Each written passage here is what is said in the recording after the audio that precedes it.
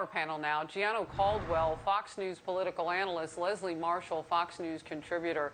Great to see you both. Gianno, I'm going to start with you, and I don't know if you caught Lisa McClain, Congresswoman from Michigan, off the top, who Nancy Pelosi went after as that woman because she spoke up against Congresswoman Maxine Waters' incendiary comments. But, you know, her whole point was that lawmakers should be trying to de-escalate things on Capitol Hill. When you call something the Jim Crow hearing, that doesn't feel like de-escalation. You know, Harris, I got to be honest, I am pissed the hell off with this characterization of the Georgia law. If people know their history, they would know from 1877 to the 1960s, the Democratic Jim Crow policy, quite frankly, treated African Americans with less dignity and respect than alley dogs. This is disgusting on every level. I want to know what is exactly about this bill in Georgia that was so marginalizing. Was it the fact that you would present an ID? Was that an issue when 69% of African Americans agree with voter ID, 75% of all Americans agree with voter ID, 60% of Democrats agree with voter ID? What's so insulting about this? I just don't understand it that the Democrats continue to use race as a wedge issue on battles that they simply put cannot win on the policy merits. This is disgusting. And to further the conversation, people like Joe Manchin of West Virginia has said that he doesn't support it because it's being done on the basis of politics. This must end in Washington, D.C. Stop bringing race into serious issues that have nothing to do with race. Let's take politics out of it and deal with the policy. Leslie, your response. I think it's interesting, Gianna, that you want to take politics out of policy. The whole reason this Georgia law was even passed is completely political. I mean, this was based on a conspiracy and a lie about voter fraud that did not exist, not just in Georgia, but in the rest of our nation.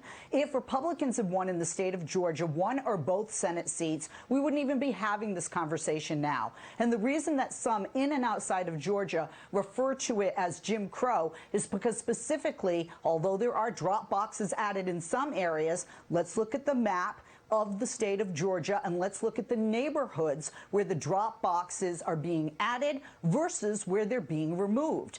Voter disenfranchisement specifically toward one minority community, more specifically toward African Americans, is Jim Crow, and drop boxes have been taken out of African American communities in the state of Georgia with this law. Additionally, voting should be made easier. We shouldn't be standing in lines longer. This legislation makes it harder to vote, harder to register to vote, harder to be an absentee voter. Across the board, this makes it more difficult for Georgia voters, and that specifically trickles down to minority communities. All right, just real quickly, calling a hearing Jim Crow is not helpful. That does not de-escalate things. I want to give Gianno last quick word on this, and then I'm going to move to Alexandria Ocasio-Cortez, the Congresswoman. Yes, this conversation was all about election integrity. If you look at the Heritage voter database on voter fraud, you've seen over 1,000 actual cases of convictions when it comes to voting. I think, especially after COVID, we do need to tighten the rules and ensure that people are legally voting, not access being taken away, because as you know, in Georgia, there was an extension of voting. So I disagree with your narrative holistically.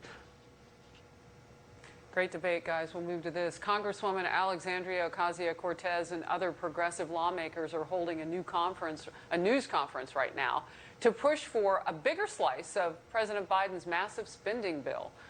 Their Green New Deal for Public Housing Act would invest more than $170 billion to retrofit public housing for renewable energy.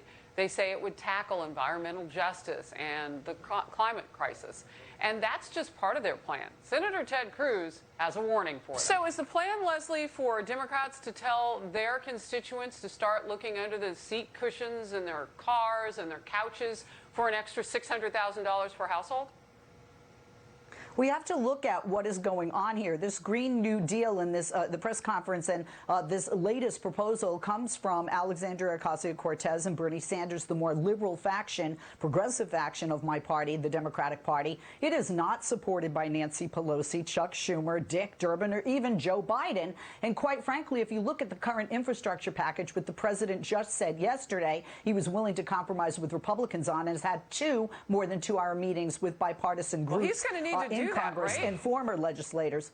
Well, look at the current bill, He's going to Harris. need to do that. He killed the there's pipeline, the Keystone Pipeline. He wiped away 13,000 jobs, and then all of those cottage industries that were around to support those families who go into those cities and states to build the pipeline, right? I mean, he's created some of the talk about energy about this. He's going to have to compromise. Gianna? Well, first and foremost, I don't trust anything that Joe Biden says. He's become the liar in chief literally days in after he said he wouldn't kill the Keystone Pipeline. Immediately, he was going to allow it to take time. Of course, that didn't happen. He said that he was going to compromise with Republicans. Of course, he may have had some meetings in the Oval, but he's not compromised. I don't believe it at all. This Green New Deal legislation that they're pushing through, almost $200 billion. 2 million people are in public housing. I'm a product of public housing on the south side of Chicago.